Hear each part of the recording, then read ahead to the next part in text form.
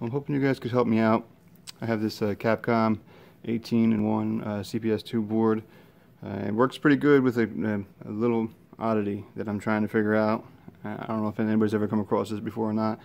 The guy I bought it from said the board worked fine, and then he accidentally left his daughter board on and hooked up a regular another CPS2 board onto this, and it worked fine, he said, but when he hooked this back onto here, when he realized he turned it off, he put this little daughter board back on.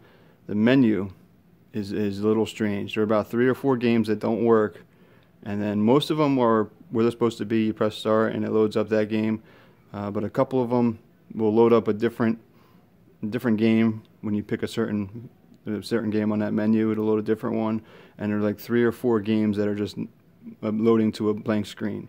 I'll show you a video of that a little bit later. He thinks he fried this board somehow. I don't know if anybody knows who originally made these boards, or if I could get one of these daughter board replacements. If anybody has one, shoot me a message. But I'll show you a video of it. And like I said, most of the games work. Definitely worth what I paid for it. But for some reason there's just a few games, and then the menu's a little screwy. It looks normal, but when you pick the game, it boots to a completely different game. But I'll show you that in a little bit. So you can see the menu boots fine. The problem is, see the game in the background there? It's a Super Puzzle Fighter at number 5 on the menu. It should automatically boot to the Gigawing, the first game on there. It doesn't. And the menu looks fine. It goes 7, there's a 15, and then the last couple boards. Now the problem is, let me put some credits on here. If I try to, say I go to Mega Man 2 here.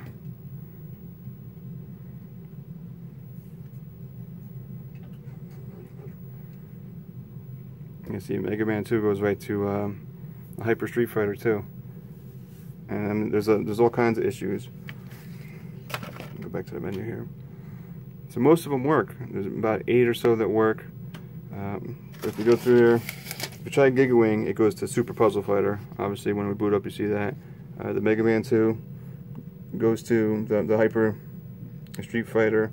The Marvel vs. Capcom goes to Street Fighter Alpha. 4 through 7 are all okay. Now when you get to 8, Street Fighter 0, it boots to Night Warriors. 9, the Street Fighter Alpha 3, boots to X-Men. 10, boots to X-Men vs. Street Fighter. 11, the Darkstalkers, boots to the Dungeons and Dragons, number 2. Number 12 through 15 are okay. They all boot to where they're supposed to.